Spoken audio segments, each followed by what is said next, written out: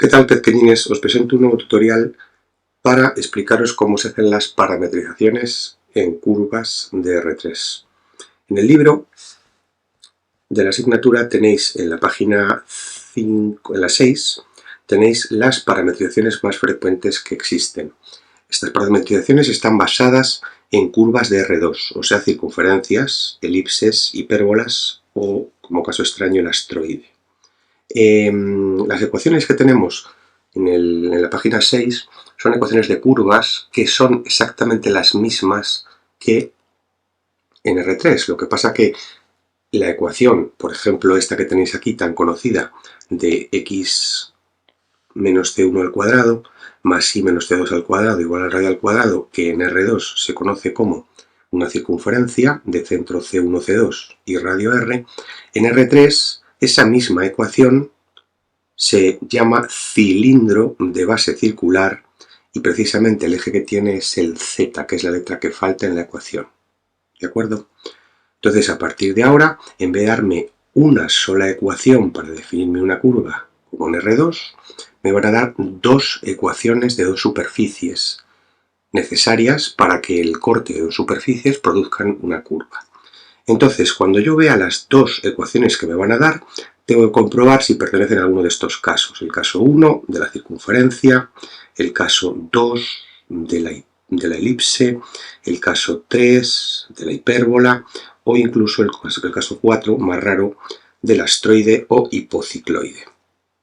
Si yo no reconozco alguna de estas ecuaciones, que todas se caracterizan porque tienen la x y la y al cuadrado, bien sumándose o bien restándose o bien con el mismo coeficiente, o el caso particular del astroide, que es una raíz cúbica de x al cuadrado más otra raíz cúbica de y al cuadrado, que se pone en forma de fracción como elevado a 2/3 en ocasiones. Si yo no reconozco ninguna superficie como una de estas, entonces parametrizaré de una forma diferente. Supongamos que, por ejemplo, nos piden encontrar una parametrización de esta curva. Esta curva que nos han dado en el enunciado no pertenece a ninguno de los modelos que acabo de comentar. No tiene las dos componentes al cuadrado, que puede ser la x y la x y la z, o la y la z, siempre dos únicamente, y no se están ni sumando, ni restando, ni al cuadrado, ni nada. Entonces esta parametrización no lleva ese criterio, se parametriza aleatoriamente. Aleatoriamente me refiero dándole un valor cualquiera a una de las variables y despejando las demás. En nuestro caso en concreto, pues podréis apreciar que como está ligada la x con la y en la primera ecuación, es más cómodo llamar a la letra y t, por ejemplo. Y la x sustituyendo nos valdría t cuadrado. Si ambas variables, la x y la y, las sustituimos en la tercera ecuación, la z nos saldrá t a la quinta. De esta forma, el vector de posición que se conoce como alfa de t o r de t o sigma de t o como cada profesor lo quiera llamar, para nuestro caso la más cómoda o la más interesante sería llamar alfa de t, por ejemplo, a la curva parametrizada con la forma t cuadrado, t y t a la quinta. Podemos apreciar que el parámetro t puede tomar cualquier valor perteneciente a los reales, ya que la t no causa ningún problema. Es decir, no hay raíces cuadradas, no hay logaritmos y no hay fracciones. Y esta sería la expresión más cómoda para continuar trabajando con el problema. Voy a intentar haceros una explicación en este ejercicio primero, en los demás ya no lo haré porque el tema es parametrizaciones, pero de cara a lo que vamos a hacer el resto del curso con las curvas, pues que sepáis que generalmente una vez que hemos obtenido alfa de t, o el valor como lo queréis llamar, r de t o sigma de t, vamos a tener que calcular sus sucesivas derivadas. Es decir, calcularíamos alfa prima, calcularíamos alfa segunda y calcularíamos alfa tercera. Las operaciones del tema de curvas están íntegramente solucionadas con estas derivadas. O sea que en el momento que tengamos la curva parametrizada, como es nuestro caso, pasaríamos a hacer la derivada primera, que sería 2t1 y 5t cuarta, la derivada segunda, que sería 2, 0 y 20t cubo, y la derivada tercera, que sería 0, 0 y 60t al cuadrado. Con estas derivadas haremos prácticamente todas las operaciones que existen en el tema de curvas. Vectores del tríodo de Frenet, longitud de curva, comprobación de puntos regulares o singulares, todas las operaciones. Para completar un poco más este primer ejercicio, recordaros que, igual que nos pueden pedir todos estos datos, que serían calculados todos ellos para todos los puntos de la curva. O sea que sería trabajar con todos los puntos a la vez o simplemente trabajar de forma genérica. Esto es un punto genérico. Por tanto, si en el examen no nos indican un punto en concreto y simplemente nos hacen una pregunta de comprobar una cosa, comprobar otra, para hacer un cálculo y no indican punto, trabajaré con todas las derivadas de forma genérica. Por otro lado, si nos diesen, por ejemplo, un punto P que lógicamente tiene que pertenecer a la superficie, a la curva, perdón, pues si nos diesen, por ejemplo, el punto P 4, 2 y 32, necesitamos averiguar cuál es el valor del parámetro que hace que salga el punto 4, 2, 32. Para ello simplemente identificaremos la primera componente con la primera y si os dais cuenta, si t cuadrado tiene que ser 4, puede ser que la t valga más o menos 2. Pero para eso están el resto de valores. Si cogemos la i y asociamos con la t, ya solo puede ser 2. Y por comprobar, nos vamos a la última y obtenemos que 2 a la quinta da 32. Por tanto, cuadra, el punto pertenece y a partir de ahora, cualquier pregunta que nos hagan en un ejercicio referente al punto 4, 2 y 32, será equivalente a sustituir en la curva o sus derivadas el valor t igual a 2. Si nos pidiesen parametrizar esta otra curva, si os dais cuenta, una de las dos superficies, la primera de ellas, se parece a una de las curvas de R2 que hayamos comentado, que es esta de aquí, una circunferencia de centro C1, C2 y radio R. Al ser una superficie de R3 no es una circunferencia, sino que es un cilindro circular, pero a efectos de parametrización queda exactamente igual. Por ese motivo, lo que utilizaremos para parametrizar es esa parte del libro del caso 1. De esta forma, la parametrización más cómoda, según indican en el libro, sería que nuestras componentes x y z serían las siguientes. Centraré la parametrización en las variables x e y, que son 2 como vienen en el libro. Si en el examen hubiera x con z o y con z, centraría en esas dos la parametrización, considerando que la y y z del enunciado es como la x y la y del problema. En nuestro caso directamente podéis apreciar que el centro es 0, 0 porque no hay ningún número restando ni sumando a la x y a la y. El radio de la circunferencia es 3 porque en la ecuación de la circunferencia el 9 que aparece es el radio al cuadrado y después se multiplica indistintamente por coseno y seno o por seno y coseno. Esto no influye en la parametrización sino en su orientación. Y la z vale 7. De esta forma, tendríais que la quizá mejor parametrización para esta curva sería que la primera componente fuese 3 coseno de t, la segunda sería 3 seno de t y la última 7.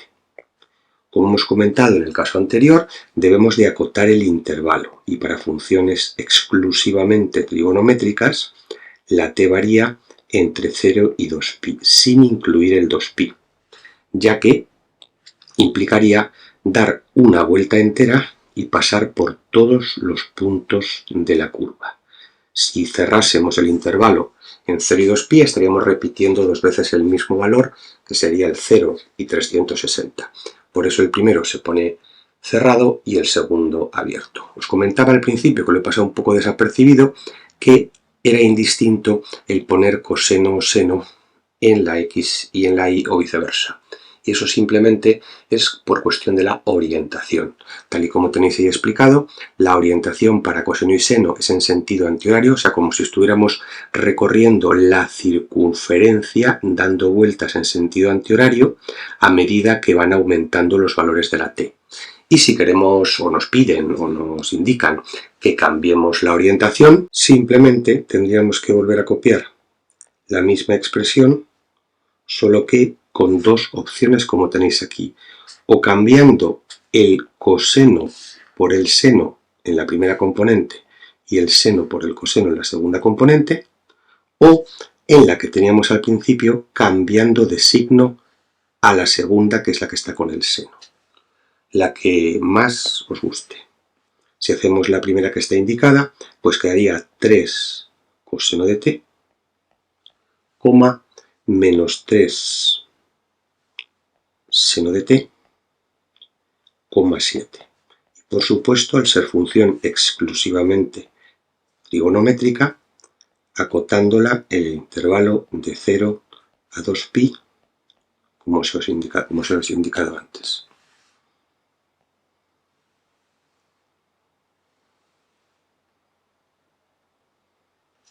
Si nos pidiesen parametrizar ahora la curva c dada por igual a 3x y 4x cuadrado más 9y cuadrado igual a 36, podéis apreciar que la primera ecuación es un plano, tiene grado 1, no es una ecuación famosa, y la segunda sí que lo es y pertenece al segundo modelo, es decir, una elipse. ¿Por qué sabemos que es una elipse?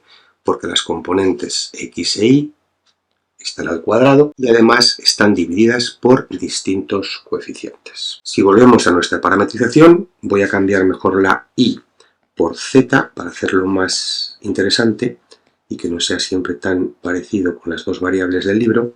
Entonces, si en este problema nos dieran 4x cuadrado más 9z cuadrado igual a 36, tendremos que darnos cuenta que es una elipse, solo que una elipse o un cilindro elíptico de eje, la letra que falta, que es la y. Entonces lo asemejaremos a la que viene en el libro como segundo caso. Una vez identificado el caso, no tenemos más que empezar a preparar la ecuación. Este problema no es como el anterior y la elipse que nos dan 4x cuadrado más 9z cuadrado, recordar que es un cilindro de base elíptica, pero bueno, lo llamamos elipse por la ecuación parecida a la de una elipse en R2, lo que tenemos que intentar es forzar que aparezca la ecuación de arriba. Esto lo vimos en cálculo el año pasado y como ya sabéis tenemos que ir forzando en primera instancia que aparezca un 1 aquí, donde está el 36. Para eso tenemos que dividir a toda la ecuación entre 36.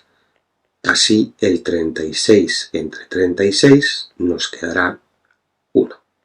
Y poco a poco iremos dando forma con la ecuación del enunciado. Por otro lado tenemos el 4 y el 9, que son unos valores que no nos interesan que estén multiplicando a la x y en la y porque en la ecuación no aparecen. Entonces pasaremos el 4 dividiendo, esto son propiedades de la infancia cuando trabajábamos con fracciones, y 36 entre 9. Os lo he querido poner así porque aunque ahora serían divisibles y sería más cómodo, por si en algún momento nos salen valores exactos.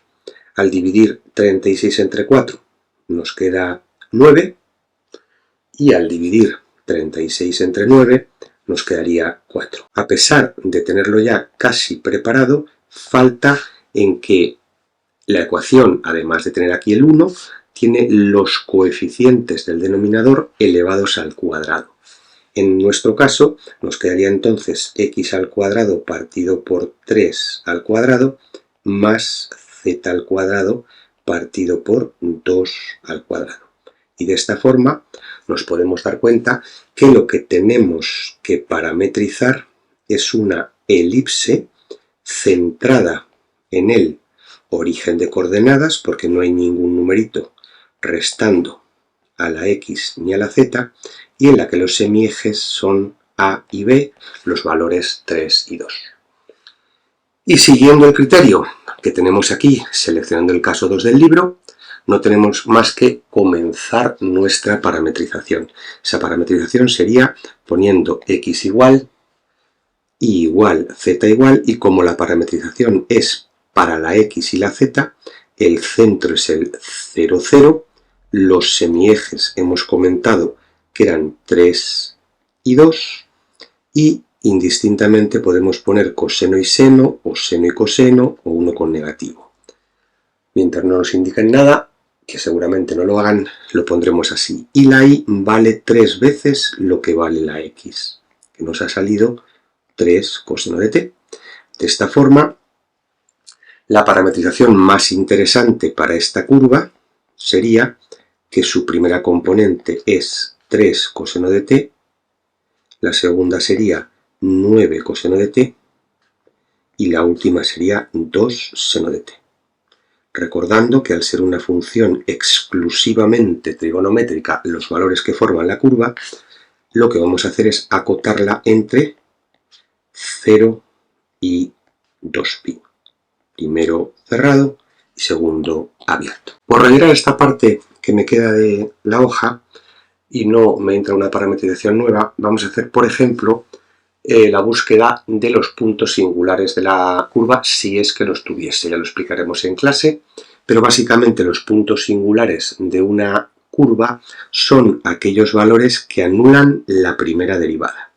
La primera derivada de la curva nuestra, tal y como hemos hecho nuestra parametrización, sería menos 3 seno de t menos 9 seno de t y 2 coseno de t.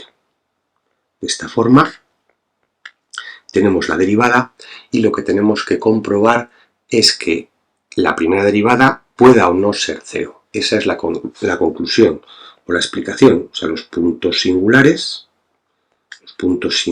de una curva son los que verifican que la primera derivada en ese punto es igual a 0. Y es lo que vamos a intentar ver.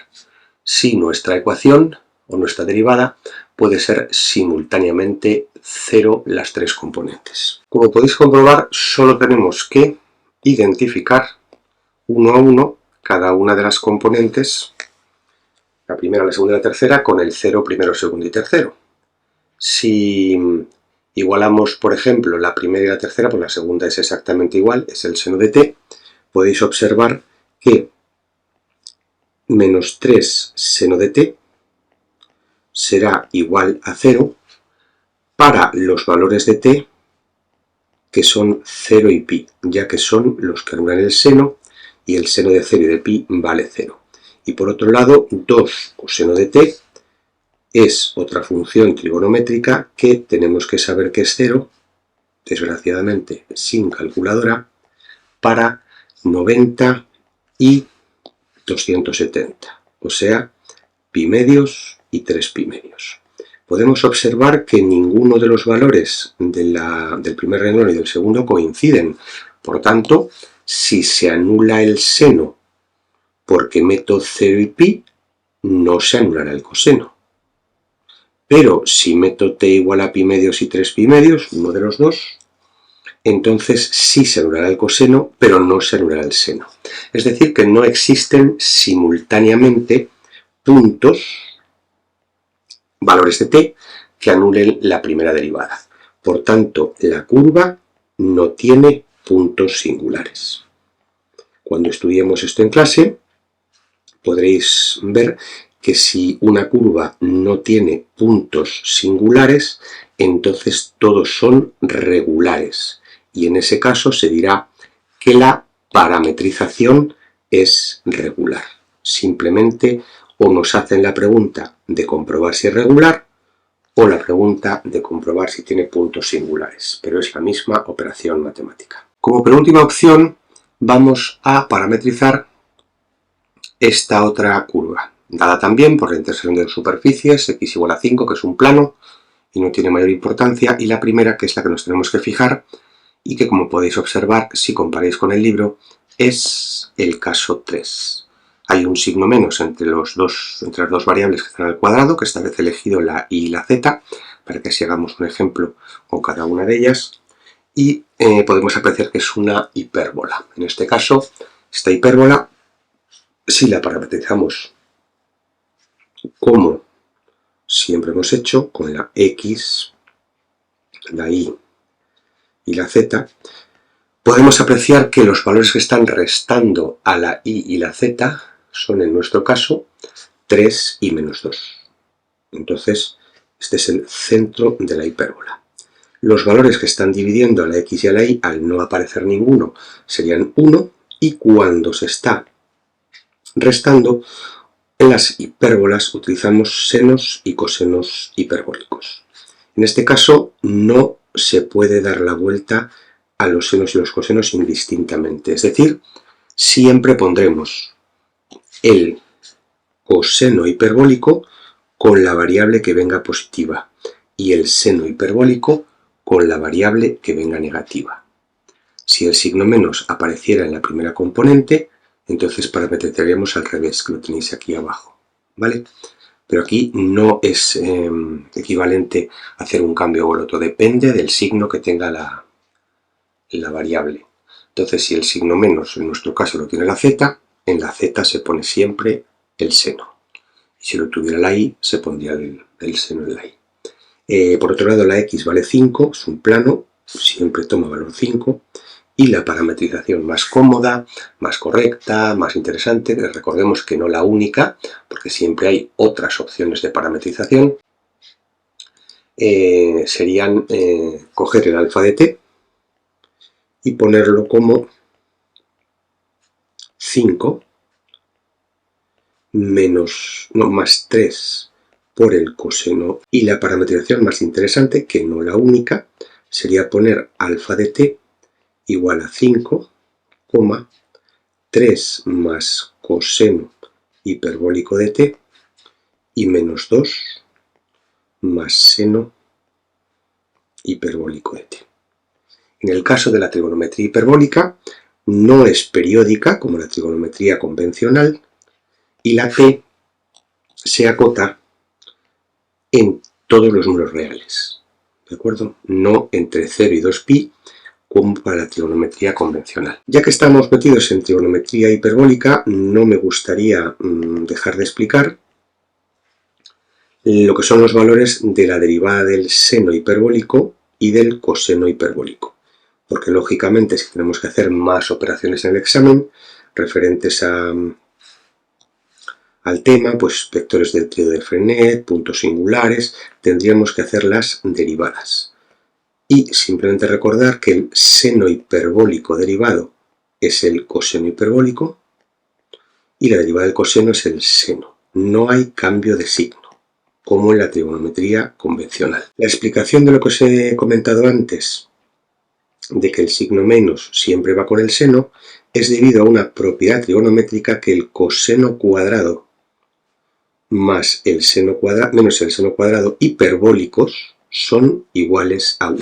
Es similar a la trigonometría convencional, pero en la trigonometría convencional aquí hay un más. O sea, el coseno cuadrado más el seno cuadrado era igual a 1. Esto lo vimos en cursos inferiores. Pero si es hiperbólico, es un signo menos, y obligatoriamente el signo menos va con el seno. Por eso os he comentado que en la parametrización teníais expresamente que poner el seno con la variable que fuera negativa. Por otro lado, si necesitaseis dar valores al seno y al coseno y no tenemos en ese momento calculadora, también conviene saber que el seno hiperbólico de t y el coseno hiperbólico de t se pueden poner como una fracción ligada con exponenciales, es decir, e elevado a x menos e elevado a menos x partido por 2, y casi igual para el coseno, que sería e elevado a x y e elevado a menos x también partido por 2, pero en este caso con un signo más.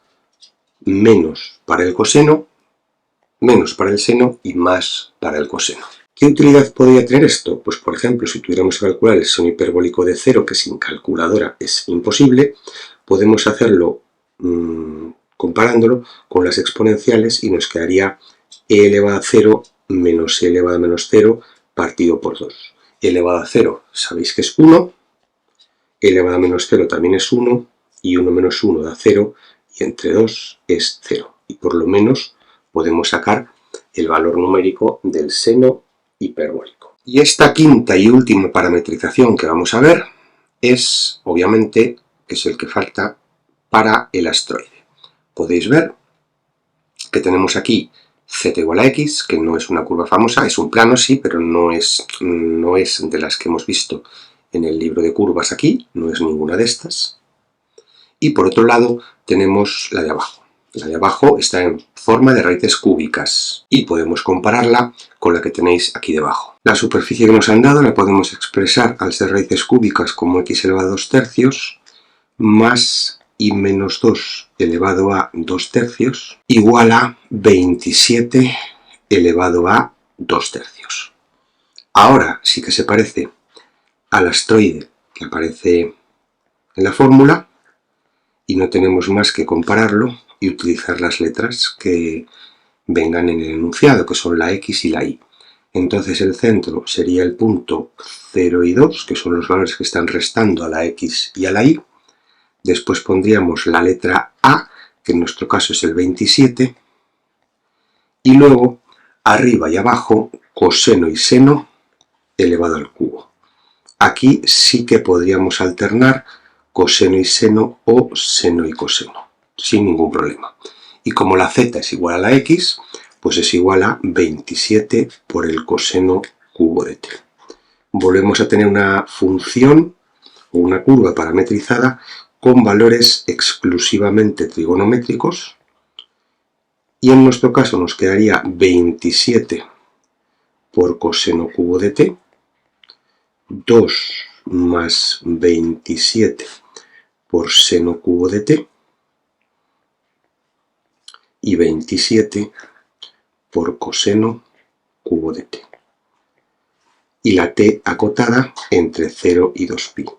En el momento que la función no fuera exclusivamente trigonométrica, que apareciera, por ejemplo, cosenos, senos y un t al cuadrado, un elevado a t o cualquier otra cosa que no sea exclusivamente trigonométrica, entonces la t variaría entre 0, o sea, entre 0 e infinito si son positivos, o entre menos infinito y más infinito, y serían todos los números reales. Simplemente a modo de anécdota, por terminar la parametrización, que sepáis que la gráfica del astroide pues es como un astro, una estrella, esta que tenéis aquí, y que además los vértices son precisamente los valores A0 menos A0 y 0A y 0 menos A, que en nuestro caso sería la A igual a 27. Espero que lo hayáis entendido, que pongáis un like si os ha gustado y os suscribáis al canal para estar al corriente de futuras actualizaciones. Esto es todo.